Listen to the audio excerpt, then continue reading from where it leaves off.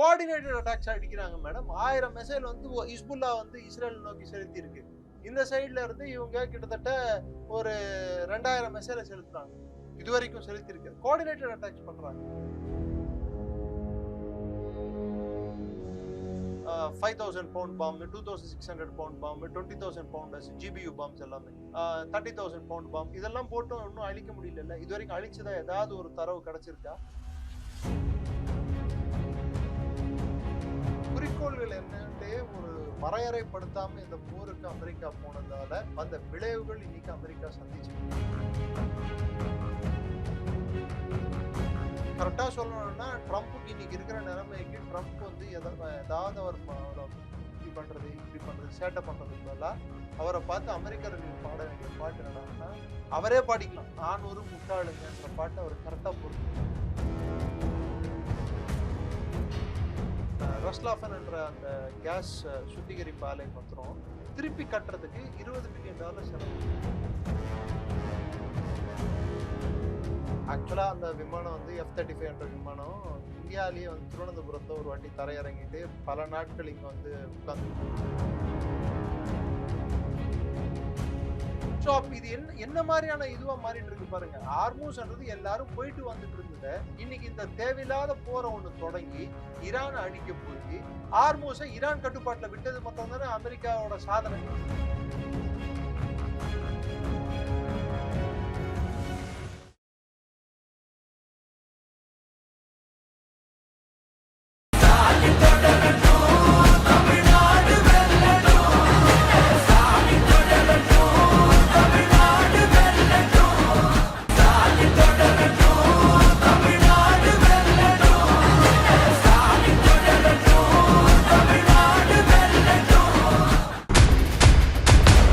பேர் என்ன?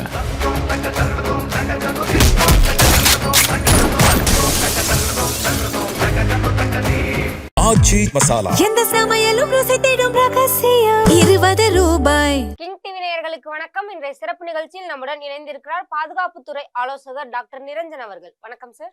வணக்கம் ஜெய். எப்படி இருக்கீங்க சார்? நல்லா இருக்கேன் மேடம். நம்ம நல்லா இருக்கக்கூடிய சூழ்நிலையில எதிரி நாடுகள், அமெரிக்கா சார்ந்த நாடுகள் எல்லாமே போர்ல ஈடுபட்டு இருக்காங்க.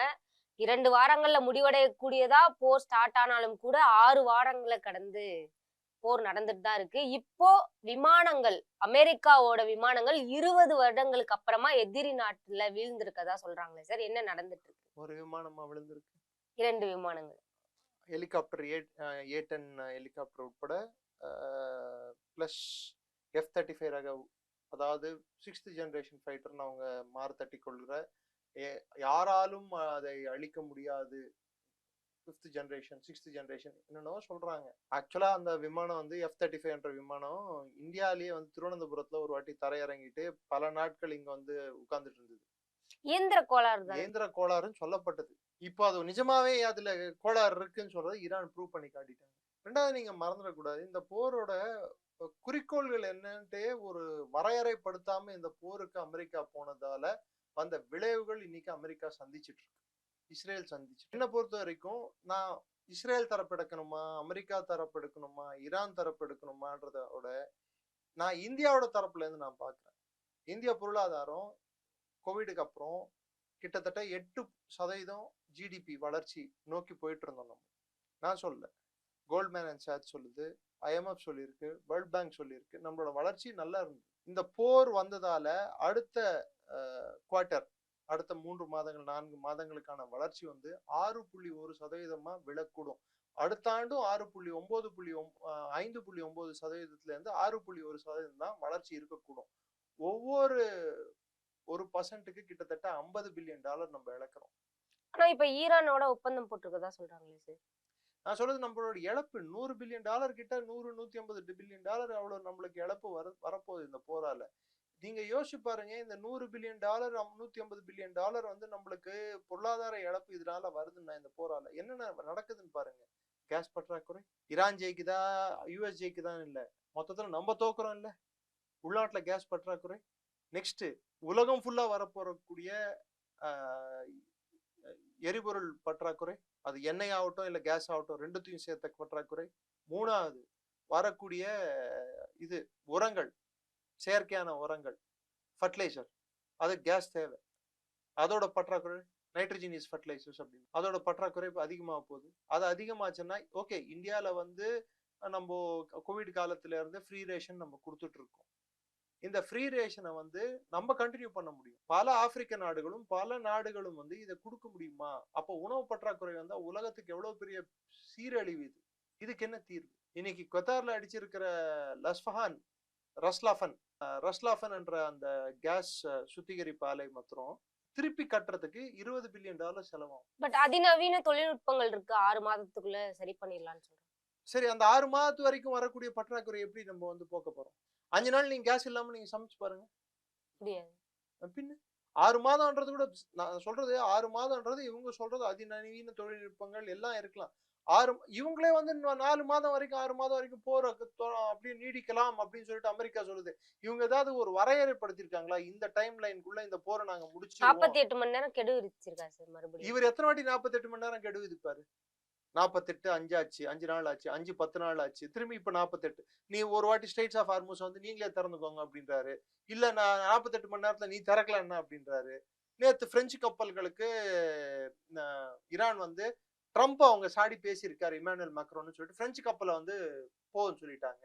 ஸோ அப்ப இது என்ன மாதிரியான இதுவா மாறிட்டு இருக்கு பாருங்க. ஹார்மூஸ்ன்றது எல்லாரும் போயிட்டு வந்துட்டு இருந்ததை இன்னைக்கு இந்த தேவையில்லாத போரை ஒண்ணு தொடங்கி ஈரான் அடிக்க போய் ஹார்மூஸை ஈரான் கட்டுப்பாட்டுல விட்டது மொத்தம் தானே அமெரிக்காவோட சாதனை. உலகுக்கு இவங்க கொடுத்துருக்கிற வேதனையும் அதுதான். வேற என்ன சாதிச்சாங்க போர்ல சொல்லுங்க? முதல்ல என்ன சொன்னாங்க? அவங்களோட ஏவுகணைகள் உற்பத்தி திறனை நாங்க அழிப்போம் அப்படின்னா ஃபர்ஸ்ட் ஆட்சி மாற்றோம். அதுல இருந்தே எடுத்துக்கிறேன். 86 வயது உள்ள குமேனிய கொன்னுட்டு 56 உள்ள வயது குமேனிய வந்து ஆட்சி அதிகாரத்துக்கு எடுத்து, இது ஆட்சி மாற்றமா? இல்ல. சரி, IRGC வலு இழந்துரும், இன்னி வரைக்கும் வலு இழந்திருக்கா? இந்த வான்வழி தாக்குதலே IRGC அவங்க தான் பண்றாங்க. சரி, நெக்ஸ்ட் என்ன சொன்னாங்க?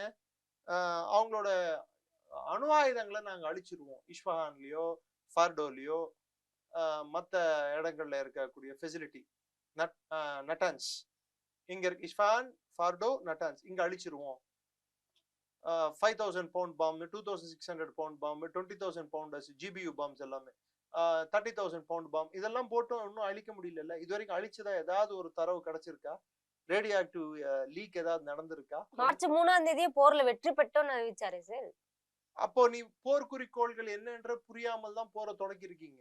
வெறும் ஆட்சி அயத்துல்லா குமேனிய கொன்ன உடனே போரை நீங்க ஜெயிச்சிட்டீங்கன்னா அது ஜெயிக்கலன்னு அர்த்தம். அங்க ஆட்சி மாற்றம் ஏற்பட்டது. ஆனா இவங்க நினைச்ச ஆட்சி மாற்றம் ஏற்படல. IRGC வந்து அடி வாங்கியிருக்கு, ஆனா இவங்க நினைச்ச அளவுக்கு அடி வாங்கல. அவங்களோட ஆயுதங்கள், அவங்க யூஸ் பண்ணக்கூடிய மெசைல்களோட தன்மை வந்து முதல்ல இருந்த தன்மை வந்து 490 மெசைல் ஒரு நாளைக்கு ஃபயர் பண்ணிட்டு இருந்தாங்க இஸ்ரேலை நோக்கி, மற்ற இடங்களை நோக்கி. இன்னைக்கு ஒரு நாளைக்கு 30ல இருந்து 60 மெசைல் தான் ஃபயர் பண்றாங்க. ஆனா இப்ப இன்னைக்கு அவங்க யூஸ் பண்ணிட்டு இருக்க மெசைல் என்ன மாதிரி மெசைல்கள் யூஸ் பண்றாங்க? கரம்ஷேர் 4ஐயும், மஜித் மாதிரியான மெசைல்கள், காசிம், மஜித், செஜல், அது இல்லாம இப்போ ஃபதே 2 ஹைப்பர்சோனிக் மெசைல்ல யூஸ் பண்ண ஆரம்பிச்சிட்டாங்க. Advance missile, next generation missiles. உங்ககிட்ட இருந்த எல்லா டிஃபென்ஸ் சிஸ்டம், பேட்ரியாட் முதல் கொண்டு, தாடு முதல் கொண்டு, டாமஹாக் எல்லாமே காலி. டாமஹாக்கோட விலை எவ்வளோ? $2 மில்லியன். பேட்ரியாட்டோட விலை எவ்வளோ? $3 to $4 மில்லியன் ஒரு மெசைலோட விலை. அதே தாடோட விலை எவ்வளோ? $12 மில்லியன். இது எல்லாத்தையும் நீ உபயோகப்படுத்தி முதல் வேவ்ல அவங்க வந்து ஒரு நாளைக்கு கிட்டத்தட்ட 1750 ட்ரோன்ல இருந்து 2000 ட்ரோன் விட்டாங்க. இந்த ட்ரோன்களை அழிக்கிறதுக்கு இந்த மெசைல், இந்த என்னது $20,000 விலையுள்ள ட்ரோன் அழிக்கிறதுக்கு $20 லட்சம் விலையுள்ள பேட்ரியாட்ட இது டாமஹாக்கை யூஸ் பண்றது, $40 லட்சம் விலையுள்ள பேட்ரியாட்டை யூஸ் பண்றது, கிட்டத்தட்ட 1,20,00,000 விலையுள்ள தாடை யூஸ் பண்றது. மொத்தத்தையும் முடிச்சிட்டீங்களா? ஸ்டாக் காலியா? ஸ்டாக் காலியான அப்புறம் இன்னைக்கு என்ன பண்றான் ஈரான்? இப்ப அடிக்கிற எல்லா மெசைலுமே கோஆர்டினேட்டட் அட்டாக்ஸ் அடிக்கிறாங்க மேடம். 1000 மெசைல் வந்து ஹிஸ்புல்லா வந்து இஸ்ரேல் நோக்கி செலுத்தி இருக்கு. இந்த சைட்ல இருந்து இவங்க கிட்டத்தட்ட ஒரு 2000 மெசைலை செலுத்துறாங்க. இது வரைக்கும் செலுத்தி இருக்கு. கோஆர்டினேட்டட் அட்டாக்ஸ் பண்றாங்க. இப்ப இந்த மஜித் மிசைல்னு சொல்லப்படக்கூடியது ரேடார சார்ந்து இருக்காது அப்படின்றாங்க. ஆமா, அது ரேடார சார்ந்து இருக்காது, ரேடார்ல வராது, பிளிப் வராது, அதாவது கண்டுபிடிக்க முடியாது அப்படின்னு சொல்லிட்டு. எப்படி அந்த தாக்குதல் நடத்தி இருக்காங்க சார் வான்வெளியில? அதாவது அது வந்து அதோட லோ ஃப்ளைங் மிசைல், அது high flying missile, low flying cruise missile மாதிரி. ஸோ அது ரேடார்லயே வராதனால ஈஸியா இலக்க போய் எட்ட முடியும். இப்போ ஈரான் வந்து மலை சூழ்ந்த பகுதி, மலைகள் அதிகம் இருக்கிற பகுதியால அவங்க வந்து ராக்கெட் லான்ச்சர்ஸ் அதிகம் வந்து ட்ரக்கரக்டட் லான்ச்சர்ஸ் அப்படின்வாங்க. அது நிறைய வந்து மலை சூழ்ந்த பகுதிகளில் அவங்க வச்சிருக்காங்க. இவங்க என்ன சொன்னாங்க, நாங்க போட்ட குண்டுகள்ல ஈரானோட ராக்கெட் லான்ச்சர்கள் எல்லாத்தையுமே நாங்க கிட்டத்தட்ட அழிச்சிட்டோம் அப்படின்னாங்க. அப்ப திடீர்னு இப்ப பிறந்து வந்தது எல்லாத்தையும் இன்னும் இந்த 30 நாள்ல உற்பத்தி பண்ணிட்டாங்களா? அப்போ உங்களோட இன்டெலிஜென்ஸ் போதிய அளவுக்கு இல்லை. ஈரானோட முழு ராணுவ பலத்தை நீங்க ஒழுங்கா அசஸ் பண்ணல, அதாவது அதை ஒழுங்கா அதை கணிக்கல. கரெக்டா சொல்லணும்னா ட்ரம்ப்புக்கு இன்னைக்கு இருக்கிற நிலைமைக்கு ட்ரம்ப் வந்து ஏதாவது அவர் இப்படி பண்றது சேட்டை பண்றதுக்கு பதிலா அவரை பார்த்து அமெரிக்கர்கள் பாட வேண்டிய பாட்டு என்னடான்னா, அவரே பாடிக்கலாம், நான் ஒரு முட்டாளுங்கன்ற பாட்டு அவர் கரெக்டா பொருந்தும். இதெல்லாம் அவர் எலெக்ஷன் சார்ந்து பண்றாரு. எலெக்ஷனுக்கு மக்கள் முடிஞ்சு முன்னாடி போச்சு, எலெக்ஷன் கதை முடிஞ்சு போச்சுங்க. அவர் எப்படியும் ஜெயிக்க போறது இல்லை, matter over. So there is no possibility of Trump winning the next election. Trump எலெக்ஷன்லயே நிக்க முடியாது நெக்ஸ்ட், ஏன்னா 2 டேர்ம் ஆயிடுச்சு. அதனால ஜேடி வேன்ஸ் வந்து ட்ரம்ப் விட்டு தூரமா விலகி நிக்கிறார். ஜேடி வேன்ஸ் வந்து இந்த போரை அமைதியான முறையில முடிக்கணும்னு 2 வாட்டி ஜேடி வேன்ஸ் வந்து பேச்சுவார்த்தைக்கு ஸ்டார்ட் பண்ணும்போது ஜேடி வேன்ஸ் யார் கூட ஈரான்ல பேசிட்டு இருந்தாங்களோ அவங்க வீடு மேல குண்டு போட்டிருக்காங்க. அமெரிக்கா சார்ந்து கமால் கராசி அப்படின்னு சொல்றாங்க, இஸ்ரேல் போட்டிருக்கு. ம். ஸோ ஜேடி வேன்ஸுக்கும் ட்ரம்ப்புக்குமே கருத்து வேறுபாடுகள் ஏற்பட்டிருக்கு. ட்ரம்ப்புக்கும் பேம் போண்டின்னு சொல்லிட்டு அவங்களோட அட்டர்னி ஜெனரல் கருத்து வேறுபாடு ஏற்பட்டிருக்கு. ராணுவ தளபதிகள் இவங்க வந்து ஆட்சிக்கு வந்த உடனே சிக்யூ பிரவுன் அப்படின்னு சொல்லிட்டு chairman of joint chief of staff அவரை பதவியில இருந்து எடுத்தாங்க.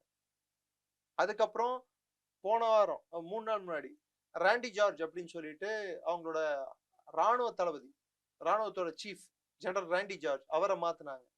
அதுக்கப்புறம் ஒரே பெண்மணி, ஒரு அட்மிரல் ரேங்க்ல இருந்த ஒரே பெண் கப்பற்படை தளபதிய லீசா பிரான்சிட்டின்னு சொல்றாங்களே அவங்கள பதவியில இருந்து தூக்குனாங்க.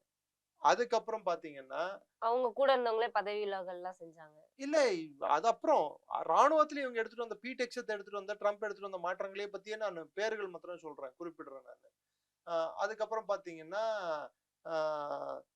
ஜேம்ஸ் ஸ்லைஃப் அப்படின்னு சொல்லிட்டு ஒரு விமானப்பட தளபதி, யுஎஸ் ஏர்ஃபோர்ஸோட தளபதி, அவரை பதவி விலக செஞ்சாங்க.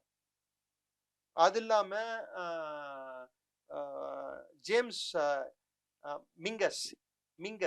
ஜேம்ஸ் மிங்கஸ்ன்னு சொல்லிட்டு ஜார்ஜ் ராண்டின்னு சொல்லிட்டு சொன்னேன் பாத்தீங்களா, ராணுவ தளபதி, அவருக்கு நம்பர் 2 இருந்தவர், அவரையும் பதவி விலகி செஞ்சாங்க. அவருக்கு பதிலாக கிறிஸ்டபர் லேன்னு சொல்லிட்டு இவங்களுக்கு அடிவரடியா இருக்கக்கூடிய ஒரு ராணுவ தளபதியை எடுத்துட்டு வந்திருக்காங்க. இது இல்லாம அமெரிக்கர்களுக்கு வந்து அவங்க சர்ச் போதனைகளும் கிறிஸ்துவ நெறிப்படி ராணுவம் இருக்கணும்னு சொல்லிட்டு அதுக்கண்டு ஒரு தளபதி இருக்காரு. மத போதகர்களுக்கு எல்லாருக்கும் ஒரு தளபதி, அதுக்குன்ட்டு ஒரு ராணுவ தளபதி இருக்காரு. அவர் his name is major general Green, William Green junior. அவரை வந்து பதவியில நீக்கி இருக்காங்க. அடுத்து பாத்தீங்கன்னா இப்ப அவங்க போற முடிக்கணும்னு நினைக்கிறாங்களா இல்ல அவங்களுக்குள்ளேயே ட்ரைனிங் இருக்கிற தளபதி ஹாட்னி, டேவிட் ஹாட்னி அப்படின்னு சொல்லிட்டு ஒரு தளபதி இருக்காரு. அவர் தான் வந்து ட்ரைனிங் கொடுக்குறாரு, ட்ரைனிங் கமாண்ட், ராணுவத்துக்கு ட்ரைனிங் கமாண்ட். அந்த தளபதியும் நீக்கி இருக்காங்க. மொத்தம் இருக்கிற ஜாயிண்ட் சீஃப் ஆஃப் ஸ்டாஃப் கமிட்டியில கிட்டத்தட்ட முன்ன வந்து 32.9% வந்து கலர்டு பீப்புள் இருந்தாங்க. கலர்டுன்னா கருப்பின மக்கள் நம்ம சொல்லக்கூடாதுன்றதுனால அவங்களை கலர்டு அப்படின்னு சொல்றோம். 17% பெண்கள் இருந்தாங்க.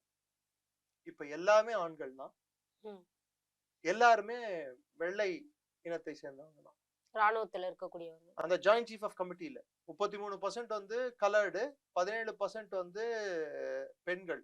ஸோ 49% வந்துருது. இதுவே கிட்டத்தட்ட 50% வெள்ளை இன மக்கள் இருந்தாங்க.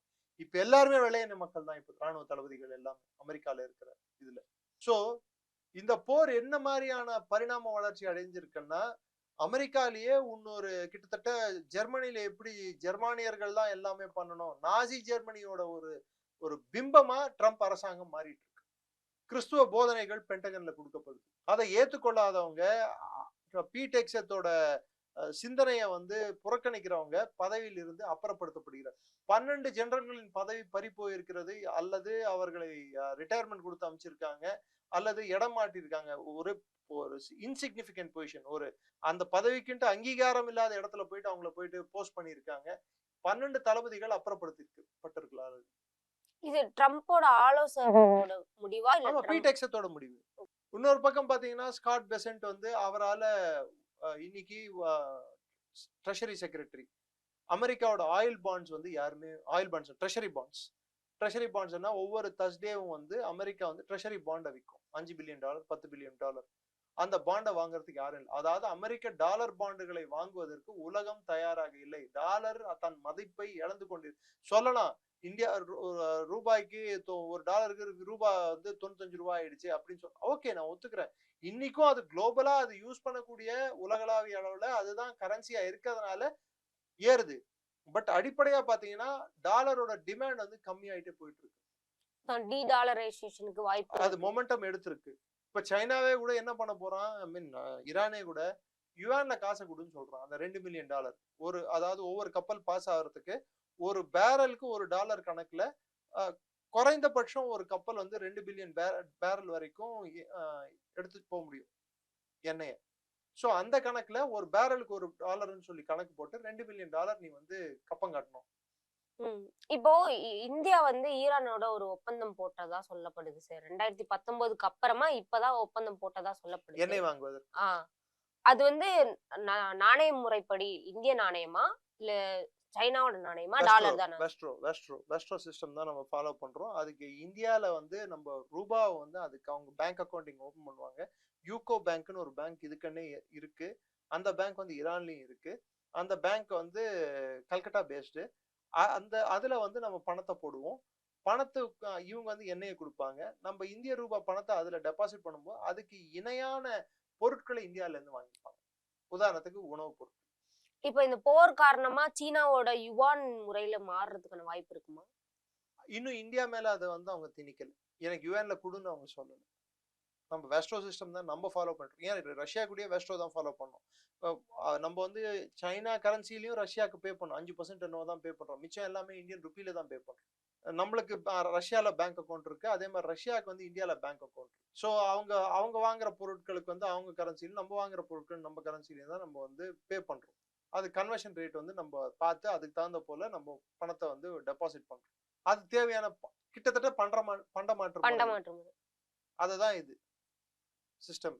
ஷிஃப்ட் சிஸ்டம்ல வராம பண்ணக்கூடிய ஒரு வர்த்தகம். இப்போ இந்த டீடாலரைசேஷன்ங்கிறது டாலர் எங்கெல்லாம் இருக்கோ அந்த இடத்துல யுவானை வந்து ரீப்ளேஸ் பண்ற மாதிரியா இல்ல ஒட்டுமொத்தமா யுவான் மட்டுமே இருக்கு? இல்ல டாலர் என்ற கரன்சியோட தேவையை கம்மியாக்கும் போது அமெரிக்கா வந்து இதுக்கு எல்லாத்துக்கும் மூல காரணம் 2022ல ரஷ்யா போறப்போ அமெரிக்கா சடனா வந்து ரஷ்யாவோட பணத்தை வந்து உலகத்துல இருந்த பணத்தை ஃபுல்லா வெளியே இருந்த இன்வெஸ்ட்மெண்ட் ஃபுல்லாத்தையும் $300 பில்லியன் அளவுக்கு ஃப்ரீஸ் பண்ணாங்க. ரூபிய இல்ல டாலர்.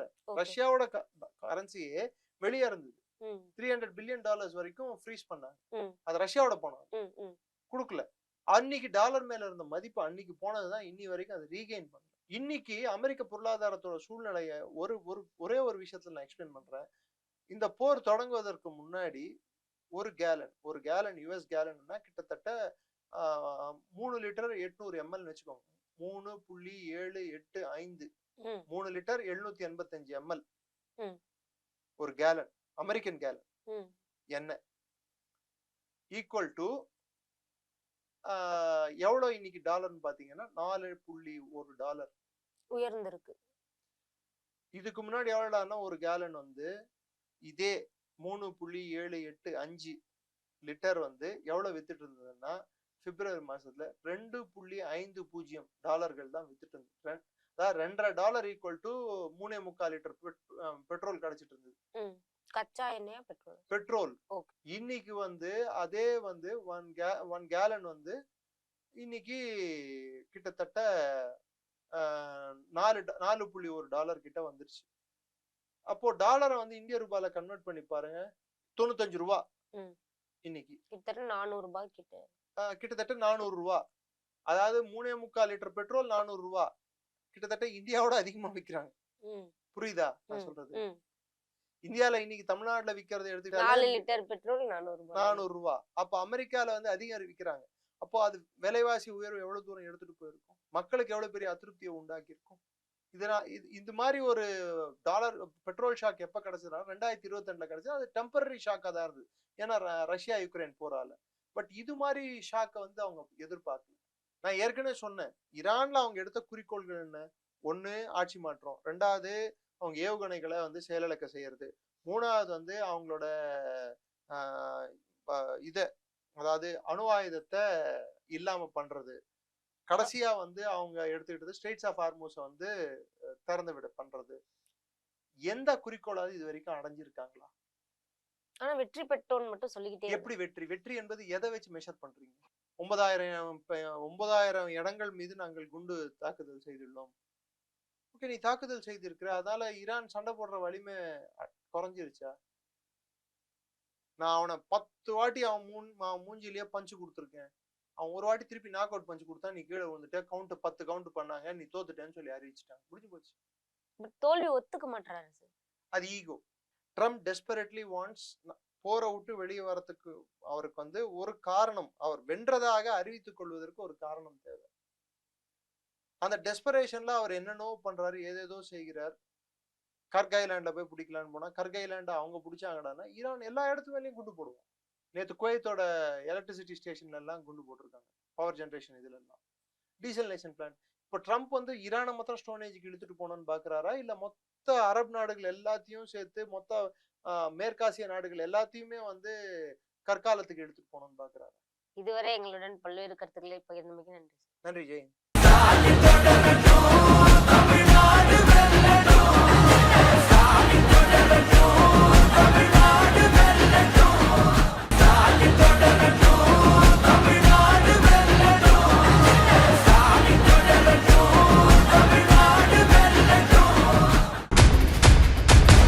பேர் என்ன?